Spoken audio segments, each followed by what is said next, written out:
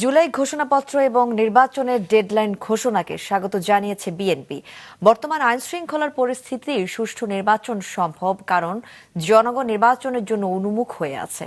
তারাই নির্বাচনের প্রহরী হয়ে দাঁড়াবে। গুলশান কার্যালয়ের সংবাদ সম্মেলনে এসব কথা জানান বিএনপির মহাসচিব মির্জা ফখরুল ইসলাম আলমগীর। বলেন, নির্বাচন ছাড়া কোনো কিছুতেই বিশ্বাস করে না বিএনপি। এই ঘোষণা রাজনৈতিক অচলাবস্থার অবসান ঘটিয়ে গণতন্ত্রে উত্তরণের পথ সুগম করবে বলেও মনে করেন তিনি। এ সময় বিএনপি স্থায়ী কমিটির সদস্য সালাউদ্দিন আহমেদ বলেন, রাজনৈতিক দলগুলোর মধ্যে ঐক্যমত্য হওয়া বিষয়গুলো পরে নির্বাচিত সংসদ বাস্তবায়ন করবে। এটি একমাত্র সাংবিধানিক প্রক্রিয়া।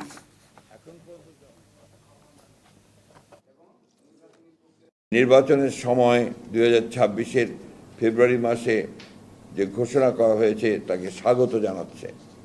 বিএনপি মনে করে এই ঐতিহাসিক ঘোষণা বাংলাদেশে রাজনৈতিক অচলাবস্থা কাটিয়ে উঠবে এবং গণতন্ত্রের উত্তরণের পথকে সুগম করবে। বিএনপি মনে করে এই নির্বাচন সুষ্ঠু, অবাধ, নিরপেক্ষ ও সকলের কাছে গ্রহণযোগ্য করার জন্য সরকার ও নির্বাচন কমিশন সকল ব্যবস্থা গ্রহণ করবেন। বিএনপি এই নির্বাচনকে সফল করে গণতন্ত্রকে প্রাতিষ্ঠানিক রূপ দেওয়া এবং একটি কার্যকরী জাতীয় সংসদ গঠনের জন্য সকল রাজনৈতিক দল ও জনগণের প্রতি উদাত্ত আহ্বান জানাচ্ছে।